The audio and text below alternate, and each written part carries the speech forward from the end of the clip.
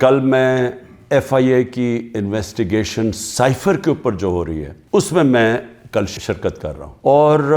میں سارا وقت جس طرح میں نے آپ کو کہا تیار ہوتا ہوں جیل جانے کی، کیونکہ جو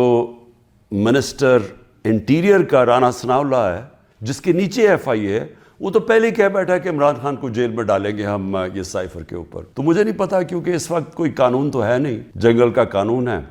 جسے مرضی چاہو جیل میں ڈال دو۔ بیچارے کتنے لوگ ہمارے عورتیں جیلوں میں پڑے ہوئے ہیں، وقت تو گزر جائے گا لیکن قوم یہ یاد رکھے گی کہ کون سے لوگ کھڑے ہوئے تھے۔ وہ عمران ریاض کو یاد رکھے گی یہ ساری قوم کہ وہ کم از کم اپنے موقف پہ کھڑا رہا۔ اس ملک کے اندر جو صحافی ہوتے ہیں، جو ایک جہاد کرتے ہیں حق اور سچ کے لیے، جس طرح ارشد شریف تھے، قوم ان کو ہمیشہ یاد رکھے گی، ارشد شریف شہید کو۔ وہ جو 4 جرنلسٹ ملک سے باہر چلے گئے لیکن انہوں نے کمپرومائز نہیں کیا، انہوں نے کسی پریشر میں آ کے رائے حق سے نہیں اترے۔ وہ جن کو یہاں ماریں پڑوائی گئیں، ذلیل کیا گیا، اور وہ جن کے بڑے نام ہیں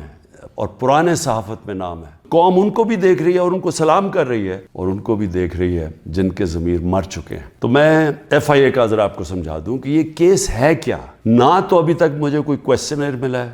کہ یہ میرے سے کیا پوچھنا چاہتے ہیں، تو میری کوئی تیاری نہیں ہے۔ لکھا یہ ہوا ہے کہ جی اپنے ساتھ ڈاکیومنٹس لے کے آئیں۔ مجھے یہی نہیں پتا کہ آپ نے پوچھنا کیا، تو ڈاکیومنٹس میں کیا لے کے آؤں، اور پھر سے میں یہ کہہ دوں کہ آپ کے انٹیریئر منسٹر تو فیصلہ کر بیٹھا ہے،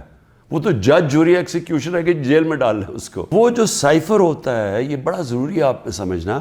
وہ واقعی اس کو سیکرٹ رکھنا، اس کو خفیہ رکھنا بہت ضروری ہے، کیونکہ ایک دفعہ وہ کوڈ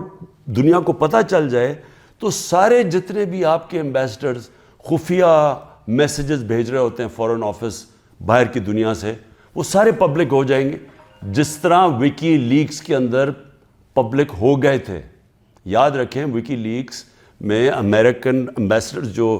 ڈاکیومنٹس بھیجتے تھے، جو کمیونیکیشن بھیجتے تھے اپنے اسٹیٹ ڈپارٹمنٹ کو، وہ سارے پبلک ہو گئے تھے، اور اس میں کئی انکشاف ہوئے، جس میں دیکھنے والا جو پاکستان کے اندر ہمارے سیاستدان وہ کیا باتیں کر رہے تھے ایمبیسڈر سے، وہ بھی دیکھنے والے ہیں کہ کتنے دوگلے تھے۔ اور انہوں نے، میں یہ اللہ کا شکر ہے، میں یہ کہتا ہوں، انہوں نے کہا کہ ایک آدمی ہے جو ہمارے سے بات کرتا ہے، وہ پبلک سے کرتا ہے، باقی انہوں نے کہا باقی جتنے پولیٹیشین ہیں وہ ہمیں کچھ کہتے ہیں، پبلک میں جا کے کچھ کہتے ہیں۔ جو سائفر آتا ہے فورن آفس کے اندر، وہ کبھی کسی کے پاس نہیں جاتا، وہ صرف فورن آفس میں رہتا ہے، وہ چوری نہیں ہو سکتا، وہ فورن آفس میں پڑا ہوتا ہے۔ جو ہمارے پاس آتا ہے اور جس میں prime minister, president, army chief, I S I کا چیف، اور پھر ایک جاتا ہے اس کا جو جاتا ہے کیبنٹ سیکرٹری کے پاس، یہ یاد رکھیں کہ یہ وہ سائفر نہیں جاتا۔ یہ سائفر کا جو مفہوم ہوتا ہے وہ اپنے لفظوں میں لکھ کے ہمارے پاس پہنچتا ہے۔ تو سائفر فورن آفس میں رہتا ہے، وہ کبھی وہ نہ چوری ہوا ہے، نہ وہ اور کوئی دیکھ سکتا ہے، نہ پرائم منسٹر، ہم کوئی نہیں دیکھ سکتے، کیونکہ یہ سائبر سیکیورٹی کا قانون ہے جو کہ کیبنٹ ڈویژن بتاتی ہے ان کو، فورن آفس کو۔ تو پہلے تو یہ سائٹ پہ کر دیں کہ سائفر کا جو کوڈ تھا وہ کبھی بھی پبلک نہیں ہوا، کسی نے نہیں وہ دیکھا بشمول پرائم منسٹر کے۔ ہم نے سب سے پہلے اس کو فیصلہ کیا آپس میں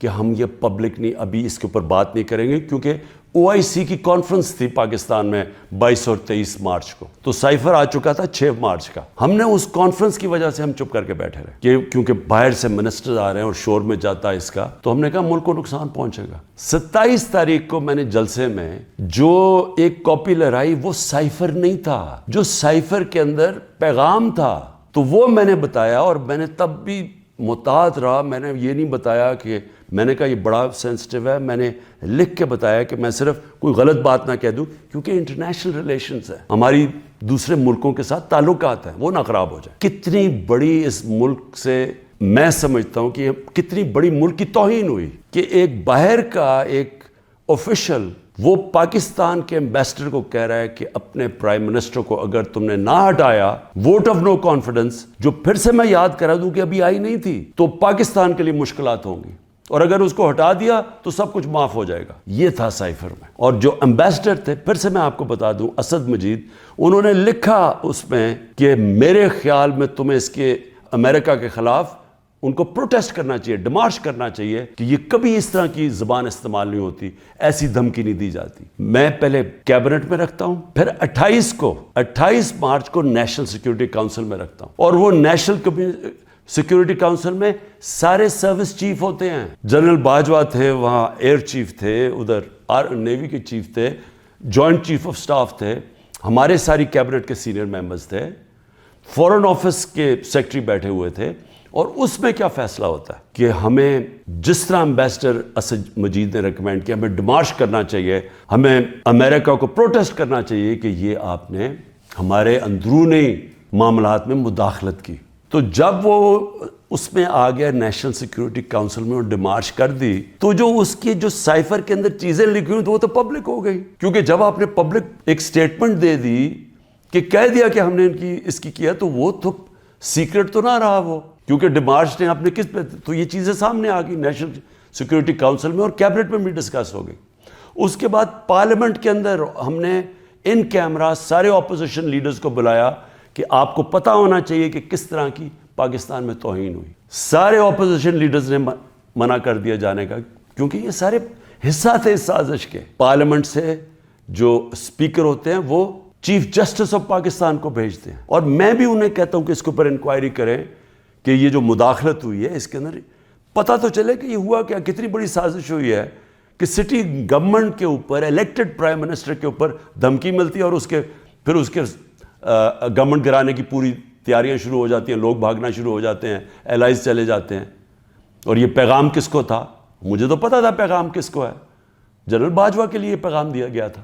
کیونکہ اسی کے پاس پاور تھی نا گورنمنٹ گرانے کی، باقی تو کوئی پرائم منسٹر کو نہیں ہٹا سکتا تھا۔ تو اس کے بعد جب یہ، اور پھر کیبنٹ کے اندر ہم نے اس کو ڈی کلاسیفائی بھی کر دیا، تو مجھے ابھی تک یہ نہیں سمجھ آ رہی کہ ایف آئی اے چاہتی کیا ہے، کہ جب سائفر تو سیف، جس طرح ثناء اللہ نے کہا وہ فورن آفس میں پڑا ہے، وہ تو اس کے اوپر تو اس کا تو کسی کو پتہ ہی نہیں ہے جو سائفر کی کوڈ ہے۔ ہمارے پاس جو جس کو پیرافریز کہتے ہیں انگریزی میں لفظ، ہمارے پاس جو آتا ہے وہ تو اس کا مفہوم آیا تھا، اور وہ جا کے نیشنل سیکیورٹی کاؤنسل اور کیبنٹ میں جب رکھا اور بعد میں ڈی کلاسیفائی بھی کر دیا، تو وہ تو پھر ایک سیکرٹ ڈاکیومنٹ نہیں رہا۔ جب رجیم چینج ساؤتھ امریکہ میں بھی ہوتا ہے تو اس طرح تو پھر بھی نہیں ہوتا کہ پہلے وہ کوئی امبیسڈر سے دھمکی دی جائے۔ 180 کیسز ہیں، اور ایک اور وارنٹ بھی نکلا ہی ہے۔ الیکشن کمیشن کی توہین ہو گئی، یہ دنیا میں آپ نے نہیں کبھی سنا، عدالتوں کی تو توہین ہوتی ہے، الیکشن کمیشن کی توہین ہونے وارنٹ نکلائیں۔ پوری کوشش ہے کسی نہ کسی طرح اس کو جیل میں ڈال دیں، میں کھڑا ہوں، جیل کے لیے بھی تیار ہوں، لیکن قوم کو میں یہ بتا دوں کہ میں انشاءاللہ ہر کیس کا ثابت کروں گا اسی ملک میں بیٹھ کے کہ ہر کیس انہوں نے جعلی بنایا ہے، بوگس بنایا ہے، اور ہر کیس جب عدالت میں جائے گا، جب سنا جائے گا، کوئی جج بھی سزا نہیں دے سکتا پورا کیس سن کے، کیونکہ یہ سارے جعلی کیسز ہیں۔ اور اس کا مقصد اس ملک میں انصاف نہیں لانا، اس ملک میں انصاف کی قبر کھودنی ہے، تاکہ کسی طرح جنگل کا قانون جو طاقتور ہے وہ کسی طرح اس ملک کی جمہوریت بھی ختم کر دے، وہ طاقتور اس ملک کی عوام کی آواز ختم کر دے، وہ اس ملک کی سب سے بڑی پارٹی کو کسی طرح ختم کر دے، اور کسی نہ کسی طرح یہ چوروں کا ٹولہ جو 30 سال سے ملک کو لوٹ رہا ہے، کسی نہ کسی طرح اس کو پھر اوپر بٹھا دے۔